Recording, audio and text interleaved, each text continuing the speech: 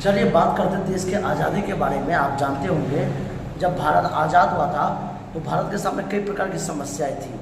कई हालातों से भारत अपने आप को मजबूत किया और भारत ने अपनी व्यवस्थाओं में जीत हासिल की थी। आप जानते होंगे भारत को आज़ाद होने में लगभग कई दिनों तक लग गए थे, क्योंकि भारत जो है 190 साल तक गुलाम था।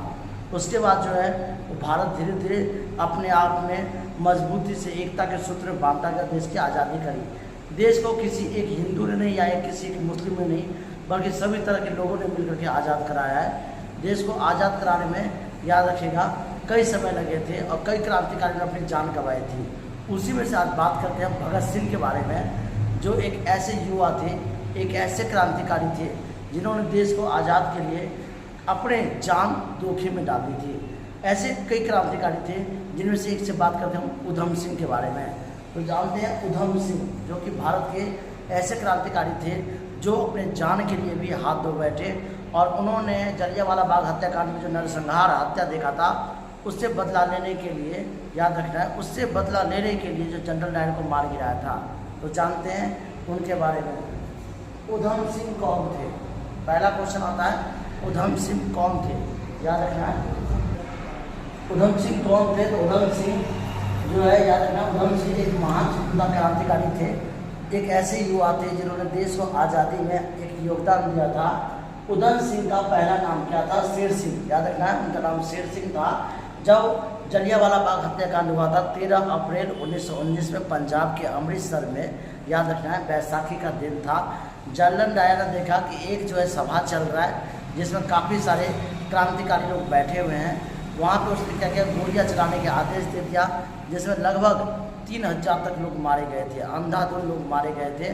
जनरल डायर 3000 सैनिकों के साथ अंदर घुसा, उसने गोली चला दी और इसमें हमारे भारतीय सिपाही, भारतीय सैनिक, भारतीय मजदूर, हमारी माताएं बहनें जो भी थी भारत के लोग, वो सब अपनी जान गंवा दिए। तो इसमें उन्होंने क्या किया था, जनरल डायर जो थे वो एक क्रांतिकारी नहीं बल्कि क्रूर शासक था, एक ऐसा ब्रिटिश व्यक्ति था, जनरल था जिसने लोगों पर शोषण किया। यही चीज़ देख रहे थे उधम सिंह, जो कि बहुत छोटे थे। उन्होंने कहा था कि जब तक मैं इस आदमी को मार नहीं दूंगा तब तक मैं चैन से नहीं सोऊंगा। तो उधम सिंह का पहला नाम शेर सिंह था और ये याद रखना लंदन में रहते थे, शिक्षा लेने के लिए लंदन चले गए थे और उसके बाद लंदन में जा कर के इसको मारा था। उधम सिंह की किसकी हत्या की थी? माइकल, याद रखना है, माइकल और डायर का, यानी जनरल डायर का।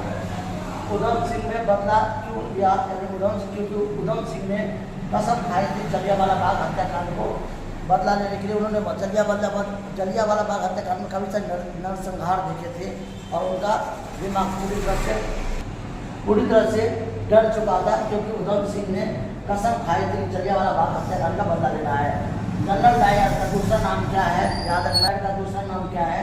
तो जनरल डायर का दूसरा नाम क्या है? तो रेजिनाल्ड एवर्स और हेनरी डायर कौन था? एक ब्रिटिश जनरल थे जिन्हें ब्रिटिश की सेना के साथ उनके संबंधों के लिए याद किया जाता है।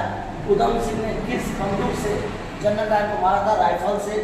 उधम सिंह को क्यों प्रसिद्ध है? जलियांवाला बाग हत्याकांड के जनसंघ नरसंहार के अंजाम देने वाले पंजाब के तत्कालीन गवर्नर जनरल माइकल और जनरल डायर को लंदन जाकर उधम सिंह ने अपनी रिवॉल्वर से मार गिराया और वे पुलिस से छुपते छुपाते रहे, अंतिम में अपने आप को पुलिस के हवाले कर दिए और उनको फांसी दे दी गई थी। जनरल डायर एक ऐसे क्रांतिकारी नहीं बल्कि एक शोषणकारी व्यक्ति था और हमारे उधम सिंह एक क्रांतिकारी व्यक्ति था। ऐसे वीडियो के लिए आप लाइक और सब्सक्राइब करना। Thank you.